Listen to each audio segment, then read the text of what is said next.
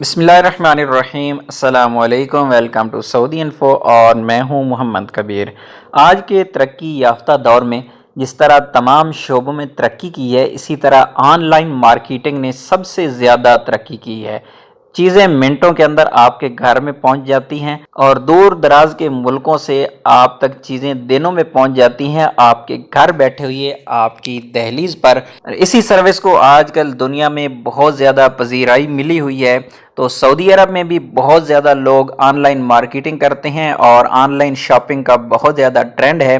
تو اسی حوالے سے سعودی عرب میں کچھ قوانین میں تبدیلیاں کی جا رہی ہیں اور کچھ سختیاں برتی جا رہی ہیں، کیونکہ آن لائن مارکیٹنگ کا آپ کو پتہ ہوگا کہ آن لائن مارکیٹ کے اندر بہت زیادہ دھوکہ اور فراڈ ہوتا ہے۔ چیزوں کی تصویریں کچھ اور دکھائی جاتی ہیں اور پہنچائی کچھ اور جاتی ہیں، پھر وہ واپس نہیں کی جاتی، آپ کی پیمنٹ واپس نہیں کی جاتی، آپ کو بہت زیادہ مشکلات کا سامنا کرنا پڑتا ہے، آپ کسی سے کچھ کہہ بھی نہیں سکتے، کوئی شکایت شکوہ نہیں کر سکتے۔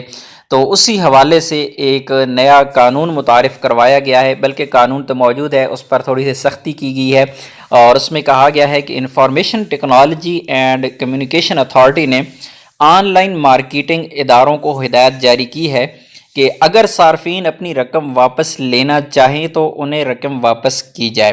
اس پر عمل درآمد یقینی بنانے کے لیے ای مارکیٹنگ میں ضروری تبدیلی کی جائے۔ عاجل ویب سائٹ کے مطابق information technology and communication authority کا کہنا ہے کہ صارفین کو سامان پسند نہ آنے یا سروس سے مطمئن نہ ہونے کی صورت میں ادا شدہ رقم واپس کرنے کا انتظام کیا جائے۔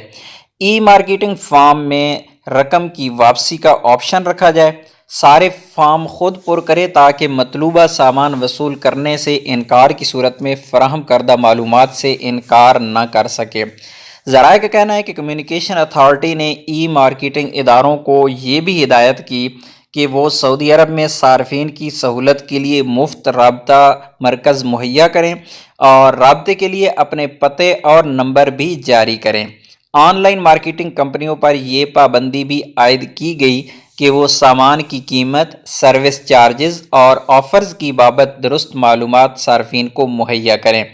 آن لائن سامان فراہم کرنے والے اداروں پر یہ بھی پابندی لگائی گئی ہے کہ وہ تجارتی اشتہار کے ضوابط اور سامان واپس کرنے کے سلسلے میں صارفین کے حق یا مقررہ وقت پر سامان نہ ملنے پر آرڈر کینسل کرنے کا اختیار کا احترام کریں۔ اگر سامان کی فراہمی میں 15 دن کی تاخیر ہوگی تو ان حالات میں صارف آرڈر کینسل کر سکتا ہے۔ سعودی کابینہ نے حال ہی میں آن لائن شاپنگ کرانے والے اداروں سے متعلق قانون کی منظوری دی ہے۔ سعودی عرب میں آن لائن شاپنگ کی مارکیٹ کا حجم 80 ارب ریال تک پہنچ چکا ہے۔ امید ہے ویڈیو اچھی لگی ہوگی۔ ویڈیو اچھی لگی ہے تو لائک کیجیے گا۔ ملتے ہیں ایک اور نئی ویڈیو کے ساتھ، تب تک کے لیے اجازت دیجیے۔ اللہ حافظ۔